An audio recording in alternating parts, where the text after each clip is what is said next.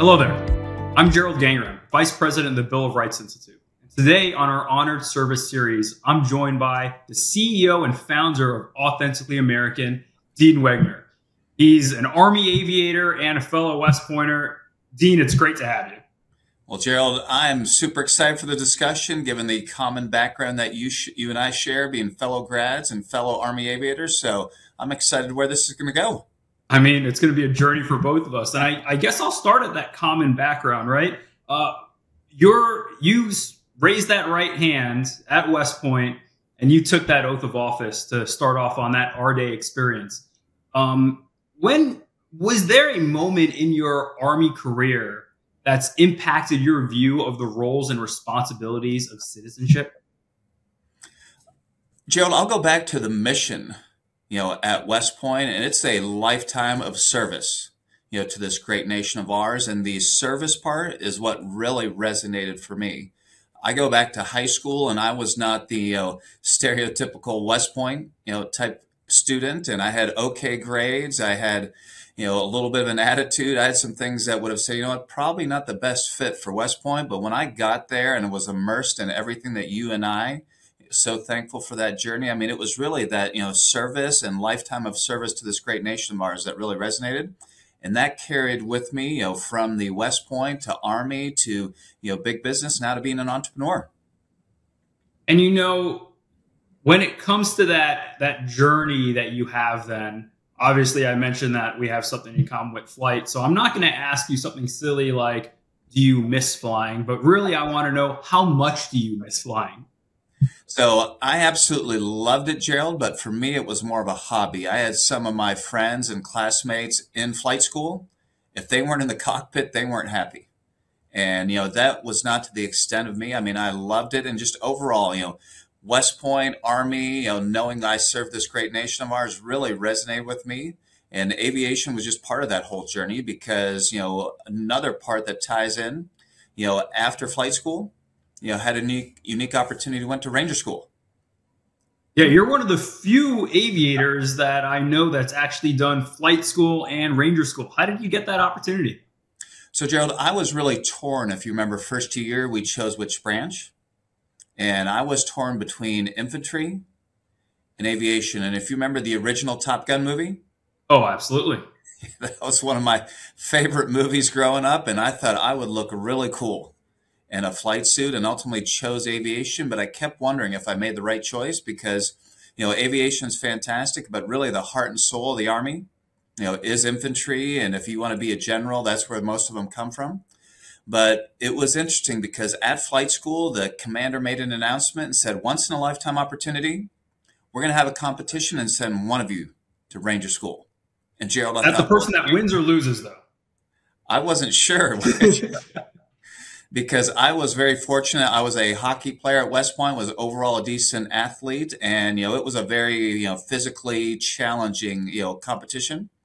Was fortunate and won it. And when I got to Ranger School, I realized how fortunate I was to choose aviation because it was miserable. I mean, it was absolutely awful, but didn't know it back then, Gerald, but it was great training for leading a startup. No sleep and incredible stress. And that's the life I've been living.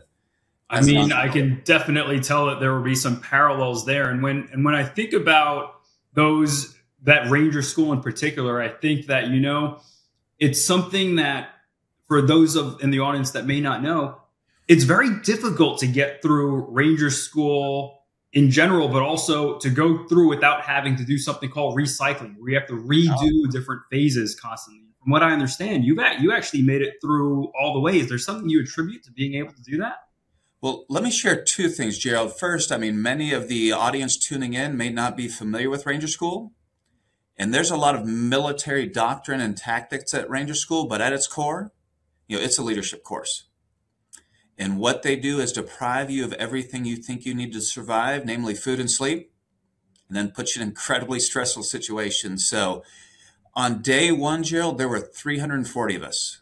And if you make it straight through in 72 days, you live on one meal a day and 2 to 3 hours sleep a night. And then they put on the incredible stress and, physical, mental, emotional, just across the board. And to your point, we went from 340 and we lost 80% of our class. And on graduation day, there were 70 of us. So incredibly proud of that accomplishment because, me being a flight suit wearing aviator, had no business being in Ranger School, let alone graduating. But here's the lesson I learned, because life can be challenging. It can be incredibly difficult. And if you're going to do something that's incredibly challenging, don't go it alone. And one of the major reasons I attribute to making to Ranger School is on day one, you're assigned a Ranger buddy. And that Ranger buddy is there to have your back, to always be there for you and step up when you have a need. And, back then it was Marine Corps Infantry Sergeant Roy Backey. And back to service and mission at West Point, I mean, we took it very seriously that mission for the two of us was to cross the finish line of graduation and be there. And what's really neat, Gerald, 30 years later, Roy and I still keep in touch. Love that. And that's the lesson. I mean, don't go do life alone. I mean, find that Ranger buddy in life who's going to do those incredibly challenging and difficult things with you. I mean, that's an amazing takeaway. And it's interesting that some of the things you're talking about remind me of, I just had a conversation with one of our vice president of content, Kirk, and he was commenting on aviation and just how incredible he sees flight as, and how in such a short period of time, like the technology has advanced so much, and how flight really pushes us beyond that limits of humanity in the same way that a lot of things do, not just flight, but even like you mentioned, Ranger School, leadership, even your business has had to do with you.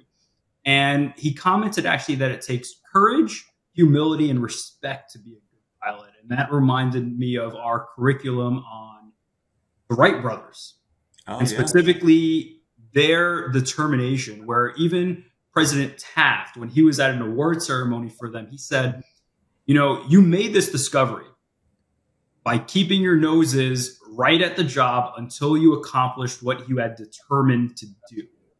Mm-hmm. Dean, how much of that do you see that you have inculcated as this aviator and now this founder in your business life? I think back to West Point, I think of flight school, think of Ranger School, and it all has built, Gerald, because life as an entrepreneur, is not for the faint of heart. And it's that grit, it's that perseverance, because I don't recall the number of times that, the Wright brothers failed, but I mean, it is almost, people would say, insurmountable. How could they keep going? How could they keep having the drive and that determination? But it's stories like the Wright brothers, it's the lessons at Ranger School and West Point that you and I both have that say, what? If I can make it through Ranger School, if I can make it through West Point, what? I can do this. And the whole entrepreneurial journey with Authentically American is a whole different story. But, those bedrock lessons and foundations and grit and perseverance are something that I still hold dear today. I mean, that never give up ethos, brother. I mean, it's a great thing to be able to fall back on when all the chips are down. And on that note, what has been, I'm sure, actually, I was going to ask you what's been the most difficult thing to do as a entrepreneur and a founder in your business. And I realized that you might have a lot of answers to that. How much time do we have, Gerald? Well, how about if I limit you to one that's coming top of mind that was something you really had to bare knuckle and get through and really taught you a valuable lesson? I think this will, also tie in with the grit and perseverance, because, when I left the Army in 2000, well, I should say now, Gerald, I tell everybody I'm a veteran and an entrepreneur, but when I left the Army in 2000, I couldn't even spell entrepreneur. Had no idea this world existed, and reason being, I had an amazing dad growing up. And for 30 years, he worked for a Fortune 500 company. And that's what all of his friends, that's what all of our neighbors did. So that's the only world I knew. So I worked for Procter & Gamble and Mars, brands like Crest and Tide and M&M's, and incredibly thankful for that experience. But I wanted to know that I'm making a difference. And to give you an idea, P&G is a massive $80 billion company. And I really wrestled with, in such a big company, feeling like a cog in the wheel, if I was truly making a difference. And that was that initial catalyst to being an entrepreneur. And one of the things that I really took for granted was all the systems and process and supply chain and everything we had at those big companies, because not that I thought it was going to be easy, Gerald, but I'm like, you know what? I can do this. And 7 years later, we launched in 2017 from a blank sheet of paper. 7 years later, I'm exhausted. I mean, I had no idea what I was getting myself into. But, tying back to what I love about the Bill of Rights, Institute that you guys are a part of, tying back to raising our right hand and, committing to preserve and protect and defend the Constitution of the United States. If you went to our website, authenticallyamerican.us, the heart of our mission is our passion for creating American jobs. We just happen to be in the apparel industry, which most people will be like, well, is that really that big of a deal? But to give you an idea how rare American made is, when I graduated in 93, Gerald, over 50% of the apparel was made in the US. Today it's 3. That anymore, yeah. I mean, next to nothing. And we, I believe, are truly a catalyst. I mean, we've been blessed with some incredible national media coverage, being on Fox and Friends multiple times, being on MSNBC and in Forbes magazine. And I wish the entire Authentically American team was here, because if you interviewed each and every one of them, Gerald, you like, everybody believes. Everybody really, truly embraces our mission and feels like we have an opportunity to make a difference. What led you to have that type of culture in your company? How did you get that?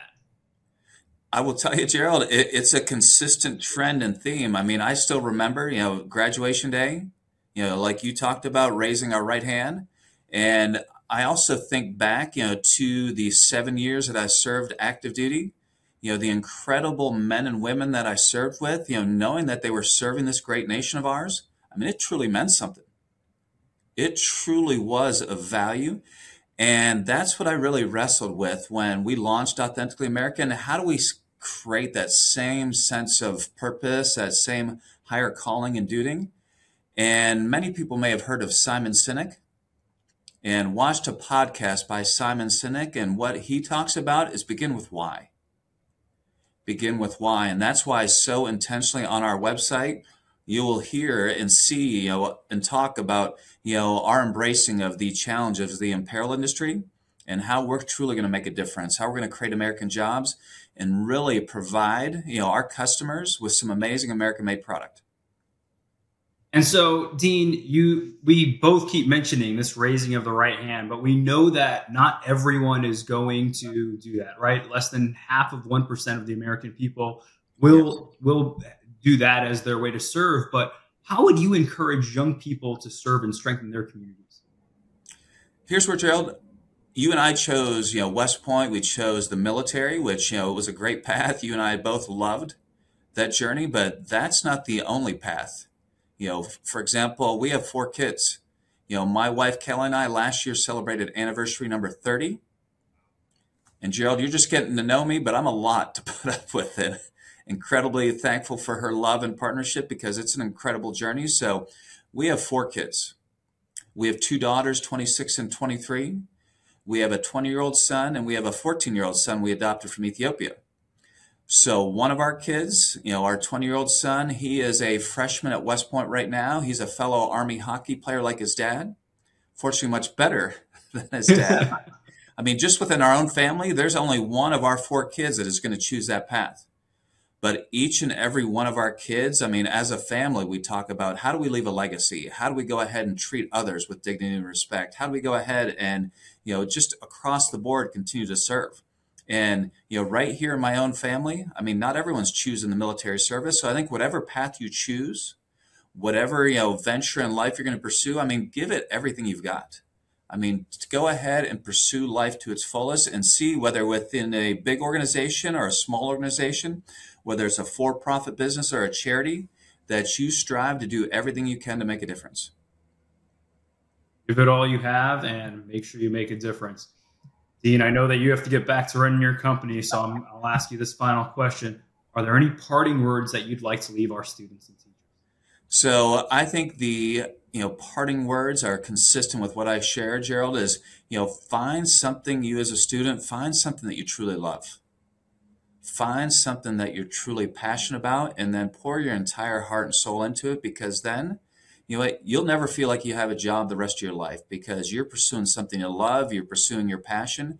And when you're doing something that you truly love and are passionate about, I mean, generally speaking, you're going to do very well at it.